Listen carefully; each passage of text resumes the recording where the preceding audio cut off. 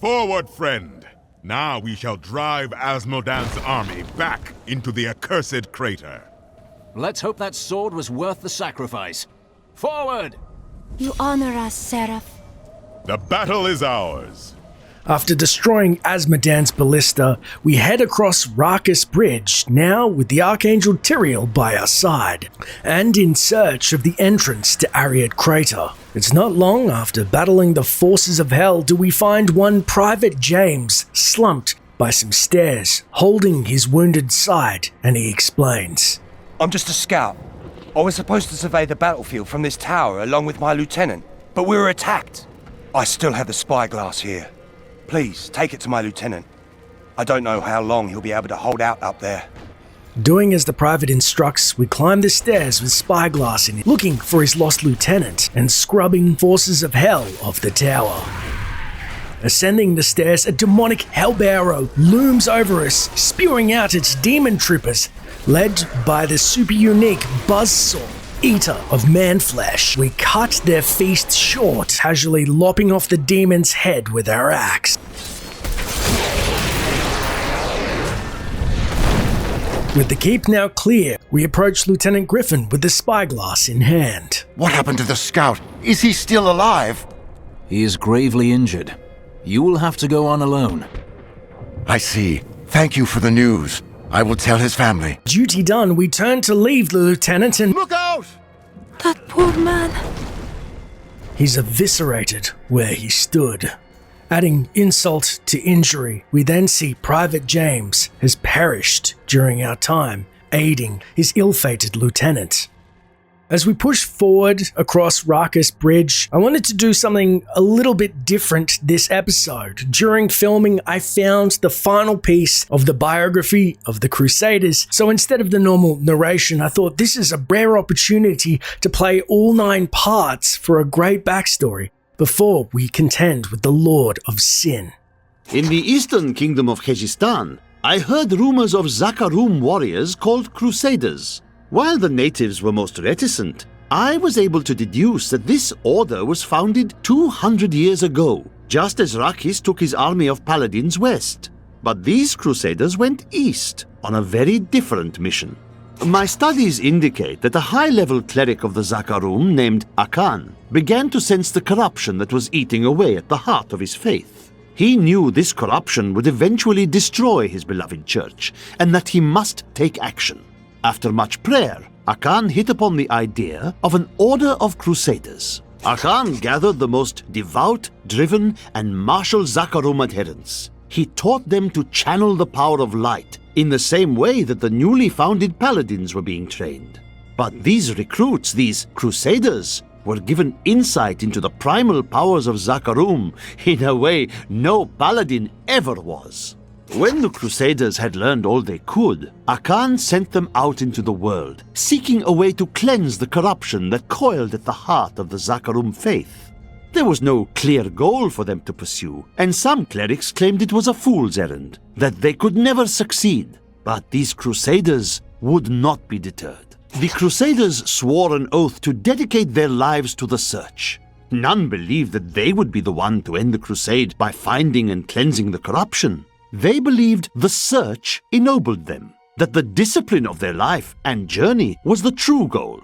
The crusader was meant to find meaning in the quest itself. Each and every crusader was a warrior of rare strength. They had mastered the power of light, of weapon and shield, and of self. Each was sworn to live as a crusader and to die as one. 200 years ago, they took their apprentices and set out into the eastern swamplands. They were never heard from again. Until now. Rumors swirl that the Crusaders have returned, and that they mean to go to the west. But who are these tall, blonde warriors? They look nothing like the Crusaders who set out from Travancal 200 years ago, and those who inhabit the ruins of that ancient city suspect trickery. I recently met a returning Crusader, and now I understand. Each Crusader took an apprentice. When a Crusader fell, his apprentice would take up his armor, his place in the order, and even his very name. When the first generation of Crusaders fell, their own apprentices took up their identities, and so it has continued for 200 years. Of the original 427 crusaders who disappeared into the east, 341 return. Do they still seek the redemption of their faith? How will they react to the destruction of the city that birthed their crusade?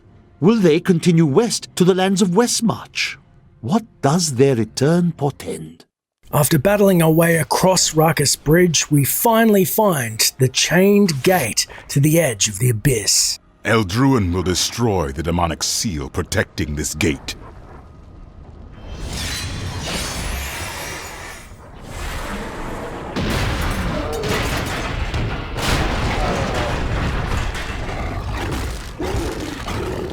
Tyrael has unwittingly unleashed one of Hell's most fearsome of foes. Siegebreakers are massive demons that are the most prized champion of all demon lords because of their massive size and strength, enough to turn any battle in their master's favor.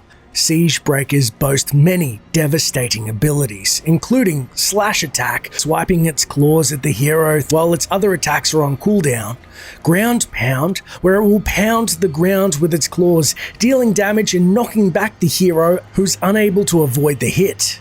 Charge, where the Siegebreaker will attempt to charge at a distant hero, rapidly covering ground and causing high damage and knockback to all caught within its path. Should this charge kill someone, all that will remain is a bloodied skeleton. Then there is Trample, which the Siegebreaker will rise menacingly before hitting the ground with its sheer mass. This causes knockback and average damage to all nearby foes. And finally, Armies of Hell, where the Siegebreaker will summon Hellbearers to its side, calling upon the Holy Light and thorns underfoot. We finally fell the foul foe. Whoever named you chose poorly. A victory for the ages! The Siegebearer's crumpled body begins to smoke, blacken and char as it sets itself ablaze. Collecting the items off its corpse, we then turn to see Adria, who informs. I come with urgent news. Leah has had another vision. A vision of twisted demonic towers and enormous hearts beating within them. I know of them. They are the Sin Hearts. Azmodan must have dredged them up from the depths of his realm to empower his legions. Then I'll stop his hearts and his legions. The demon gate is shattered, and the armies of hell await, empowered by vile sin hearts. I will slay them all, until only the Lord of Sin remains, and then I will slay him too.